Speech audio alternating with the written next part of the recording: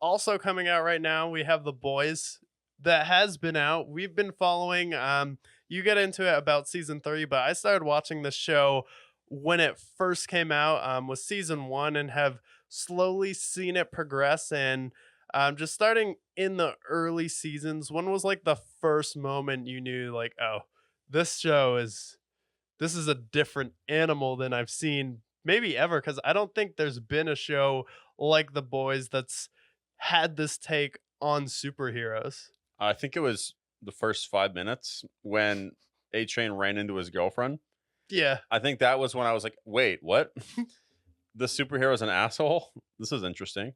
So, yeah, I mean, it's been really exciting. I got into it right as it kinda grew up. You had recommended me the show years before, and then I got into it, and I fell in love with it, and then season 3 came out, and then that's when I feel like Homelander became, like, a household name, and now the boys are everywhere.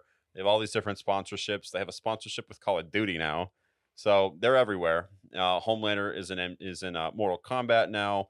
They've taken the world by storm, but they released season 4, the first 4 episodes to this point. They're releasing, I believe, 10 episodes this season, if I'm not mistaken. Yeah. Um, It's usually 8 or 10. yeah, 8 to 10. So, first half of the season so far, what are your thoughts on the boys, and what did you expect going into it? Yeah, honestly, in season 4, I expected it to be worse than the other 3, because I don't know how much better you can get than season 2 and 3, because I liked how they would kind of just introduce another sidekick, Stormfront, with Homelander, and then with Soldier Boy, I really liked Jensen Ackles coming into that role as Soldier Boy, and he kind of brought a lot of explosivity to that show, where I felt like all of the characters came together, and you had Maeve, Black Noir, and Soldier Boy all taken out of the mix coming into this season, and now we're doing the whole thing with his son, which is kind of, I don't know, you can definitely get that wrong. So I was expecting season 4 to be weaker, and so far it has been. Like in the first, second, and third episode, I felt like, since we don't have Maeve, since Black Noir isn't a legit character, and one of the best scenes, I believe the first scene in season 3 was him. It was like a kick-ass scene of him like going covert, undercover, and killing a bunch of people. But it's just been too much of Mother's Milk, too much of, I mean, Frenchie. And it's like, I don't mind him being gay, but like, what's with the storyline of Frenchie being like, oh, I'm gonna fall in love with you because I killed your family, and then tell you that I did it, and then complain that you're being nice to me? It's like, I have not liked Frenchie's character since probably season 3, and it feels like he's been a weak link, and then just neutering Butcher and having Mother's Milk being the leader of the boys has also kind of messed with the pacing of the show, because I really don't feel like the boys as a unit really has a purpose or a thing that they're actively trying to accomplish in the long game right now, besides, oh, we're trying to take down Vought and Homelander. Yeah, I agree. So far, I expected the series to take a step back to some extent, just because I feel like you reach a certain level of popularity and the quality tends to go down. And I don't think it's been a bad run so far. I'm still invested and I want to see how the show progresses. But that being said, I feel like the characters that were really great in season 3 are gone, right? Yeah. Maeve and then everybody else. But now it feels like they're focusing on the characters that we cared less about, like the Hueys of the world, like the MMs of the world. And now they're focusing on Kimiko's character and Frenchie's character more. When I feel like the characters that we're here for are Butcher, we're here for Homelander, and we're here for Vought and the evils of that company and how they take it down.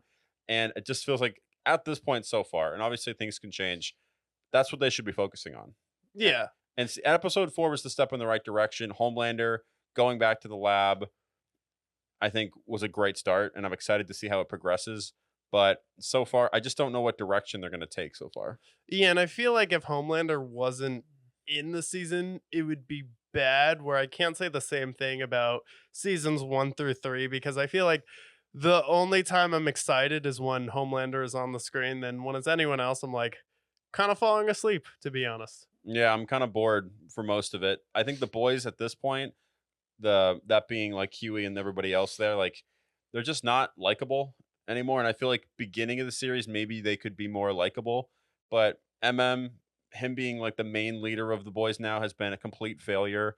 And then I've never really cared for Kimiko and Frenchie's characters to begin with, and now I just don't really understand what direction they're going with there. And then Huey is just extremely whining. He always has been, but I feel like he's unlikable. And Starlight is extremely unlikable at this point. So Yeah. you're surrounding them with a bunch of characters who aren't likable, who you aren't rooting for, against who's supposed to be the villain, which is Vought. But I feel like at this point, I'm rooting for Vought to take them down. Yeah, because they made Butcher the villain, basically a villain of some sort. They made him unlikable, and now Mother's Milk kind of being set up to be the leader of that team. You're like, if Butcher dies, like I'm not rooting for anyone on that team really to win. Yeah, I want to see them all die. Yeah, at this point. And it's like Kamiko doesn't talk, and then a lot of people were complaining. They thought the messaging was a little too strong, but at this point, like it's Hollywood at this point. I just kind of deal with it at that point. Like I expect stuff like that to come, especially because The Boys I feel like has been pretty preachy in the past, but do you feel like it's been this like obvious before? Yeah, I'd say it's been. I think it's kind of following the same trend as season three. Yeah, for sure. Like season three was definitely preachy. And you definitely could see like what messaging they're trying to convey. And this season, I think it's probably more obvious, but I also think that it's pretty similar to season three. Yeah, I thought it was kind of funny though, like the part people were complaining about. I saw some memes about it, like when you're watching a show and then you get hit with like a 15-minute sermon. It's like I thought it was kind of funny that they had like a conspiracy convention, to be honest. And Yeah. like if I- you're getting offended by that, I'm not really sure why.